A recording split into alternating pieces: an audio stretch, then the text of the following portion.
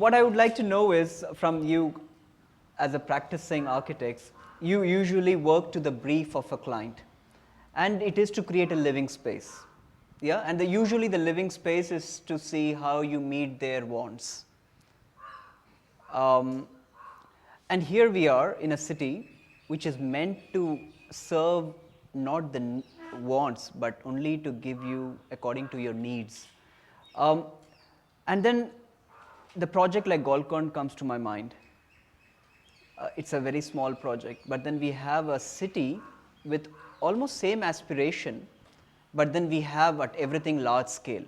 So how do you, so it's not just architectural challenge, it's a town planning challenge. So how do you plan a town for willing servitors, not just citizens in that sense? Okay, on lived experience. So in Holland, I lived in a rented apartment, small. It was quite fine, I was quite happy with it. So I had no problem with apartments. Many other people had different experiences, but mine was good. So I was totally in favor of apartments. I lived also 3 years in Aspiration. I saw what happened there. And how it changed also a lot, of course. And now 26 years in Salem. It's not too difficult. It's just a matter of keeping the square meters low. Mm-hmm. What we need there in residential zone is density. Mm. Okay, so we have to go up. That's one thing. We have to. No choice.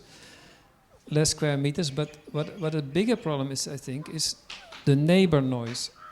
Because with this climate, it's either you have mesh windows open all the time, get some breeze, so you're gonna hear your neighbors, or you have to close the whole thing and with a low ceiling and put AC, then you don't hear anything, but then you have AC.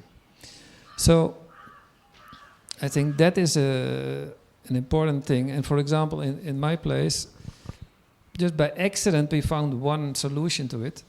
That is, if you look at the distance that the sound travels from apartment A to next door B or up, it's just purely the distance the sound makes from window to other neighbor window. So if you have a wall in between, a long wall, that doubles the distance.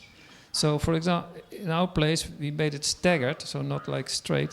And the effect is that I don't hear the neighbors next door, basically. I just don't hear them. I might hear the neighbor opposite, who's maybe 30, 40 meters more distance, but it comes straight in. So this is, I think, one of the challenges for residential zone density. Okay. Sound. All right.